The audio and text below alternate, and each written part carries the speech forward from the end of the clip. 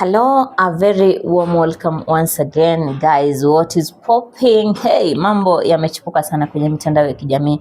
Tumeona ile documentary ambayo ilifanywa pale na BBC kuhusu maandamano ambayo yalikuwa ya Gen Z.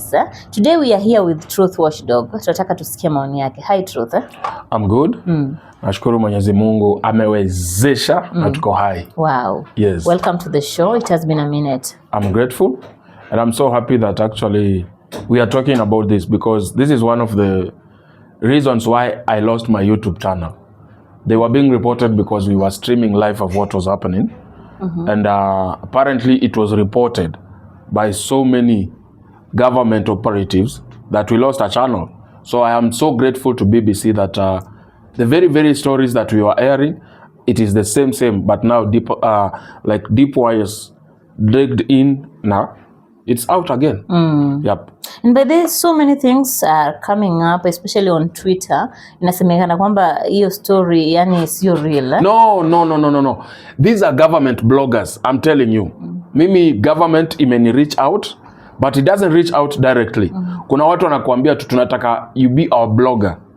Utakuwa na post stories kuhusu hizi. Hao wote ni paid bloggers, wote. Na wengine hata ni officers. Sikudanganyi. Those are all paid bloggers on X. Sana wako X. Then on TikTok, how wanna comment like negatively. Anything you say that is actually truthful against the government, they come and try to redirect the narrative elsewhere. I am 100% telling Kenyans on X app there is hundreds and hundreds of paid bloggers that are actually working for the government. Ni kama KBC. KBC hata kama watu wamekufa huko sijui kunaitwa aje Krosoi, they will not post such a thing. But wataambia story venye Matiangi venye anaitwa nani Johnson Sakaja amefanya, venye president amevisit Rome, hata kwambia hata venye nature ilikuwa nakaa huko. But the reality ni those are government bloggers, we know them. We were also approached, we refused to take the coin, the bloody coin. No. Like seriously? Yes. You were approached? Ni domzuri. Some of them are depending na following. Kama mimi nilikuwa ni argue price yangu in between 100 and 60 G's a month. But I again so that I'm actually betraying the very thing I'm standing against. And then what I am representing as well. Yes, so kuna kunego mshahara na hata mkitaka text naweza waonyesha, it's not a joke. So they reached out. They want us to write stories and also mislead the public. I cannot do that. I can't. So those are government bloggers. Mimi nakwambia ukweli mbele ya Mungu. Na ni watu wengi wanajua, si watu wajui. Ndio maana napata hata story kitu real kabisa ime happen. Watakataa bado. Yes. So they are bloggers, yet ni story ya jaba. That was real, I am telling you, and many followers of our Truth Watchdog know that these are the stories we were streaming, and that is the exact time we lost our channel because wanahabari walikuwa wanapigwa. Wanahabari kamera zao zilikuwa zinaibwa na mapolisi, si ati wale mategi, na mapolisi zingine zinagongwa chini, wanahabari wanapigwa. So we were able to stream these videos, and this evidence was not supposed to be out there. You know, we were streaming on TikTok, we lost TikTok account. We were streaming on YouTube, we lost our YouTube account.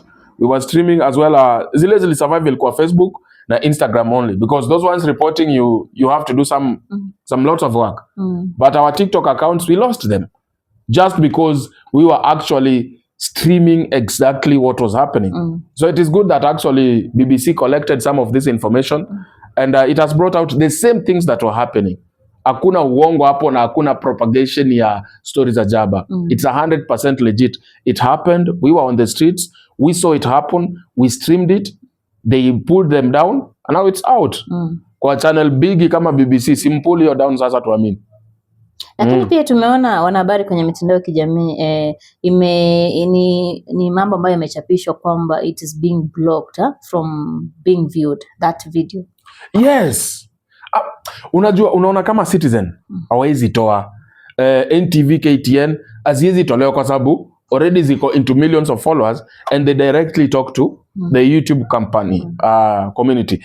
But sisi wenye channels ndogo watu kama uko 100k, most of the time unapata hata viewership yako hakuna. Unaget? So zinakuwa blocked. Yes, it is true. That is what is happening. But the fact is ishaandikwa, iko nje.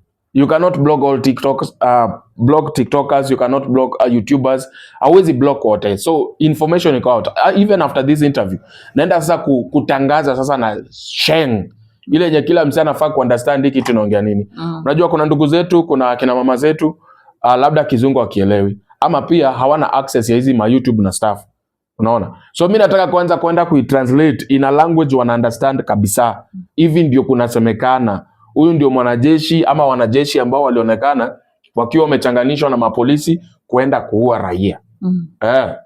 And maybe truth, do you think this thing or this story will bring some more chaos in Kenya? Of course it will bring chaos. Unajua, let me tell you.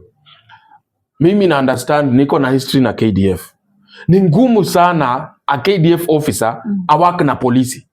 Ni ngumu.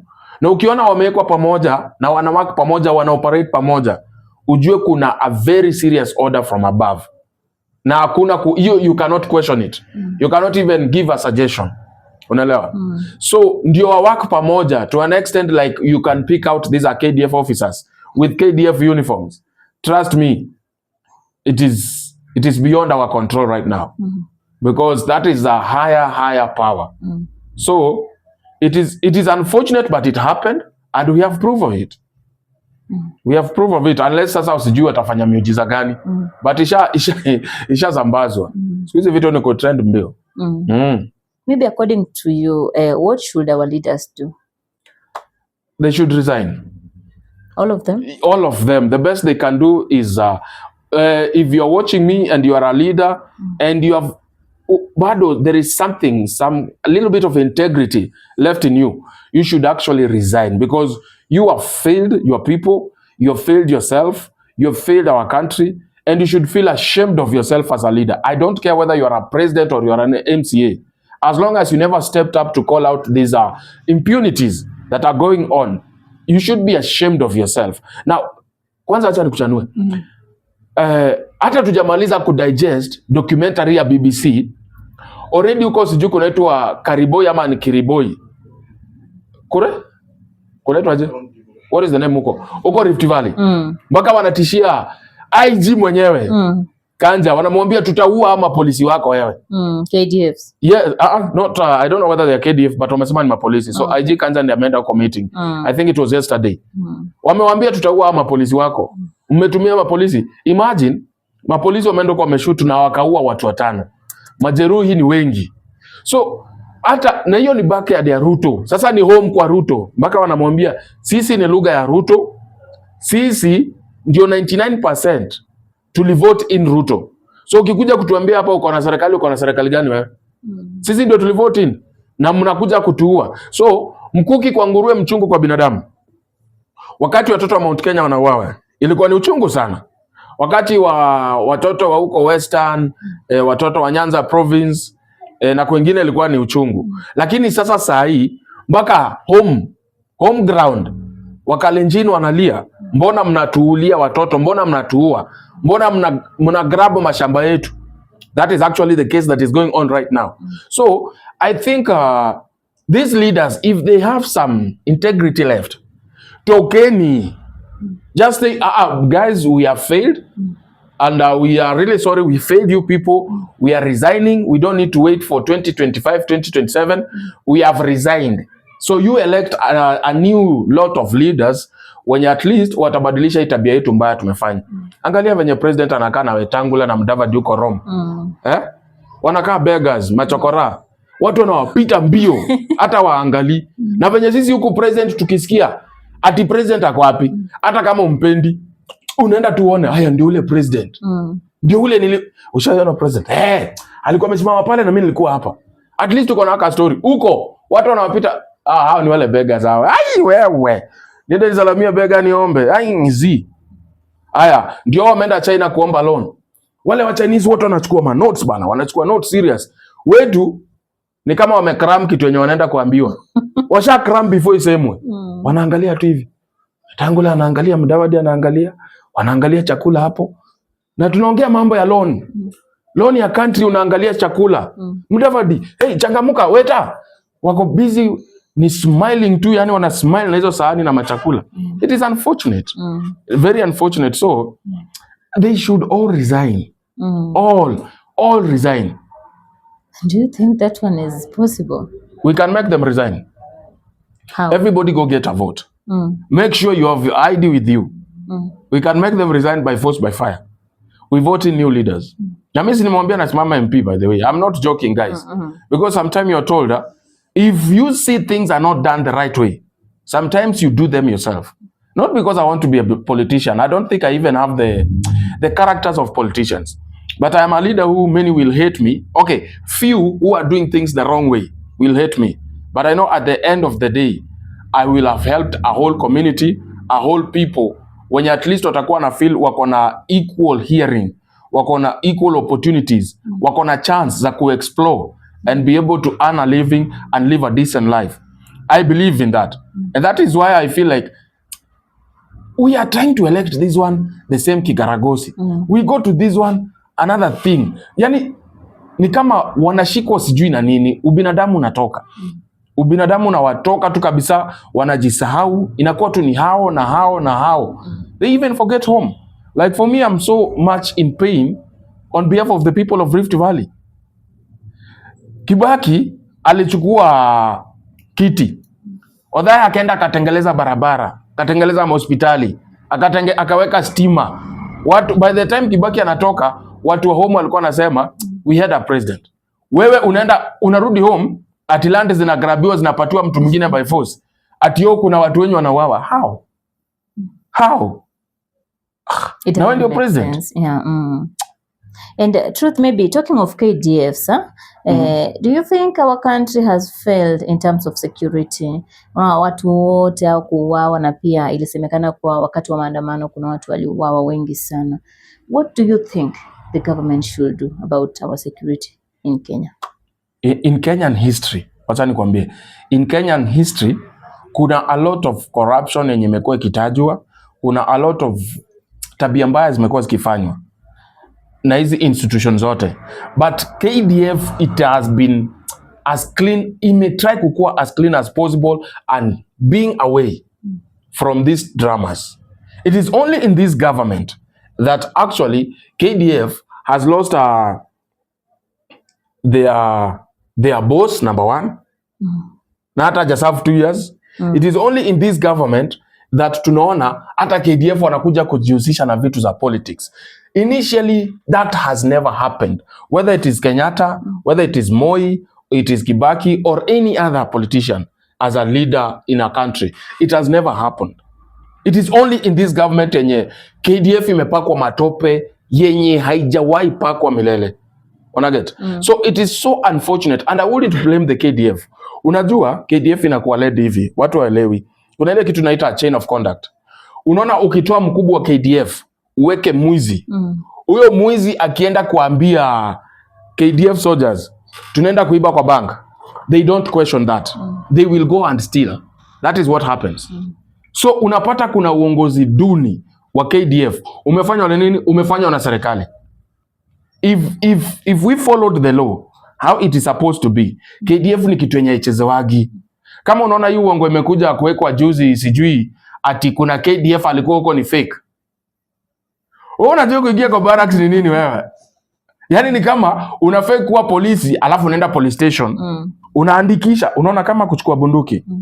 Hauwezi chukua tu bunduki hivyo. Unaandikishaga namba ya bunduki umechukua na namba yako wewe kama polisi. Polisi namba fulani amechukua bunduki namba fulani, haya magazine iko na risasi ngapi? Auendangi tu ni aje bro, juu uko na uniform nipatie bunduki. Unaandikisha. Alafu nyinyi mnaniambia ati KDF kuna imposter amekuwa kitoka one barracks to another in military regalia with weapons. Anatoa wapi pass? Kwa sababu lazima ukuwe na pass kuingia barracks. Hiyo yote ni uongo. Huyo mtu ni KDF. Labda kuna kitu alitumwa aende akafanye kazi. Na lazima kuna mtu tu alipeyo makosa. So they have thrown him under the bus. But I can tell you, even other KDF officers, they will comment here and they will tell you. Kwanza inafaa mweke kama short. Ulizeni hapo ma officers. Is it possible that an imposter can move from one station to another, to several stations, taking pictures in these barracks. At the only problem they realize, he doesn't know how to hold a gun. Ai, wewe. Nendo kadanganya watoto wa nasari bana. Not this generation. That is a pure lie. Wakenya wanadanganywa. That is just an officer who has been in service. Na somebody needs to go under the bus. And unfortunately, most of the time utapata ni hawa junior officers au ndio tupo. Unaona kama Kanja venye ameruka wale mapolisi wenye wamesababisha huko Rift Valley. Amesema kila polisi abebe msalaba wake. What I can assure you, and I can come in defense of the police officers, no one shoots to kill unless it's a command. Sure. Yes. No one shoots to kill unless it's a command, or it's a stray officer, or it's an accident. Hizo vitu tatu. Kuna tu officers wenye wana go against the, saa zingine wanajifeel wako so much powerful, maybe because mtu wetu ndio kwa serikali, something like that. Unapata wanaua and wanakuwa defended. That one ina happeningi. Kuna polisi kichwa ngumu. Lakini usikie mapolisi zaidi ya 2 3 walikuwa wanaua watu. No, it is under command. I'm telling you. So even arresting that officer does not really help. But most of the time that is what happens in Kenya. The officer who actually pulled the trigger story na ishiaga hapa, anashikwa, anafungwa na life yake na westika. But in real sense, there is always a command that comes. Hata wa KDF ndio watoke kwa kambi. Ati wanaenda kusaidia polisi kushika doria. Lazima instruction imepeanwa. Ndio wa shoot to kill, instruction imepeanwa. So wanafaa and I feel pia kumekuwa na upungufu wa BBC information. Kitu cha kwanza, kulikuwa na mauaji yalihappen hapa Roysambu. Kulikuwa na mauaji yalihappen pale Githurai. Watu wengi sana waliuawa. Kulikuwa na watu wengi sana ambao waliuawa hiyo period, mpaka city mortuary zikakataa, we are not taking in any more bodies because we are full to the capacity. Watu wamejaa kwa floor, we are not taking in. Au watu walikuwa wanatoka wapi? Mbona walikufa tu hiyo season? Unaelewa? So there is more that actually BBC did not cover. You understand? And I feel so bad that vijana wangu wa Githurai waliwachwa wapi? Na unajua hiyo ilikuwa usiku, watu wako home, hakuna mtu alikuwa maandamano. We still have the videos. Yes, they pulled down the channel, but we still have the videos. You understand? Hao watu walikuwa wanashutiwa usiku, na usiku hakukuwa na maandamano. Who gave the instructions? Why would you go house to house shooting people? That was never covered. Aya, wale watu wenye tuliambiwa ati Yendi amekuwa akiua watu huko kwa Re. The guy was literally ati watu 14 walitoroka wakaenda. To date, our able DCI. Unajua hili matusi kwa hizi institutions. Mimi nakwambia huwezi toroka polisi. Hapa Kenya huwezi toroka. Huwezi toroka. Sikudanganyi. In short, military intelligence imeshikwa mateka. KDF imeshikwa mateka. Polisi wameshikwa mateka. DCI wameshikwa mateka. That is the only way these things can happen. But in reality, hawezi watoka. Hawezi toka stenje ati uende na upotege kabisa mpaka DCI wanaomba ati public help ati mkiona mtu. Hiyo ni story ya jaba. Unani understand? So the security has not failed. It is the government which is failing the security. Because if you put in the leaders, ni kama ushajipata, wacha nikupe sasa scenario yenye sasa tuko yenye KDF iko na polisi wako. This is the real scenario. Unaenda unashtaki mtu, kuna mtu ameniibia kitu fulani. Alafu polisi wanaandikisha statement nini, DCI wanachukua investigations, wanashika huyo mtu. Wakimshika, the moment wanamleta hivi police station, unasikia siasa anasema nani ameleta huyo mtu hapa? Afungulie wewe, toa afungulia. Wewe, haujui nani? Hai, wewe usiniletee shida. Wachilieni. Hata kama polisi anataka kusaidia, atakusaidia. Ezi yeka kazi yake kwa line. The same way these officers you think they are killing, it is not their instructions. It is just that if they try to go against the instructions, you're going to go home. Na sasa hakuna kazi. So nobody is really willing to lose their job. Unapata huyu polisi akona mortgage, akona madeni, akona watoto wako shule, akona wazazi wanamtegemea. So unapata anafanya vitu zenye hataki. But ni instructions zenye alitake oath. By the way, it's an oath they take. You cannot question your senior. You're given instructions, you actually apply them without questioning. So that is the problem that actually our junior officers have. Na ndio maana nasikiaga nikisema polisi, actually security inafaa kukuwa added as the fourth arm of the government. Ikuwe independent kabisa, like totally independent. Na hata kuchagua CDF, haifai politician ndiye achague ati president Z. CDF inafaa ichaguliwe na military wenyewe, wanachagua CDF wao. Ama ni kama ni polisi pia wanachagua IG wao. Hakuna mtu anaingilia kati ya hiyo. Ingekuwa ni poa sana, like we cut off completely so that it becomes so very difficult for even a president to sway the police officers, to sway the KDF. Ingekuwa ni kitu fiti sana, but unfortunately that is what is happening right now. Yeah, sure. Now, Truth, as we wrap up, what is your take-home message to all this? About KDF, about the BBC documentary, all that. KDF mnatuangusha, mnafaa muangalie ile side ya Burkina Faso, msikie hiyo harufu inasema nini. Angalieni hiyo side ya Burkina Faso, nuseni hewa inasema nini. Saa zingine unasikiza grao. Ule alikuwa captain, si ati hakukuwa hata CDF, alikuwa captain. Lakini akaona hapa tunabebwa ujinga. Nuseni huko. Nusa inakwambia nini? We kama uko na uwezo pale, nusa, take the action. Polisi wetu, mnaangalia sasa hivi mnatengwa. Mnawekwa, mnatumika, mnatengwa. Na ikienda sana mnauawa. Pia nyinyi anzeni kunusa, mjue what is the correct thing to do for the country. What is the very, very thing that you're supposed to do? Can you just follow instructions blindly or can you question them?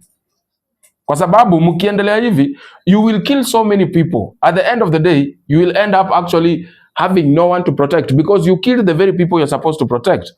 And to our leaders, are you proud of your actions? Are you really proud of your actions? We are seeing some of you traveling here and there, using public money, stealing. Are you proud? And you just sitting on the sidelines, You are not even telling your president the reality, like, hey, prezo, hapa tunakosea. Umekalisha tu hapo kundu. As long as I'm not, I do not have problems with President Ruto, it's okay. Why can't you call out your leader and tell him, hey, sir, with all due respect, hapa tumeenda sana. You are just there enjoying. Everything to you is just, wow. You're going to suffer the blow, I'm telling you. Elections are coming and you're going to go home. And pray that people like me do not become a leader. Because you not just go home. I am coming for your properties that you acquired illegally. I am coming for those monies that are offshore. Trust me, you're going to pay. And your time is coming. That is my message for them. Wow. Thank you so much, Truth, for your time. And indeed, that has been a very wonderful message. Guys, thank you so much for tuning in.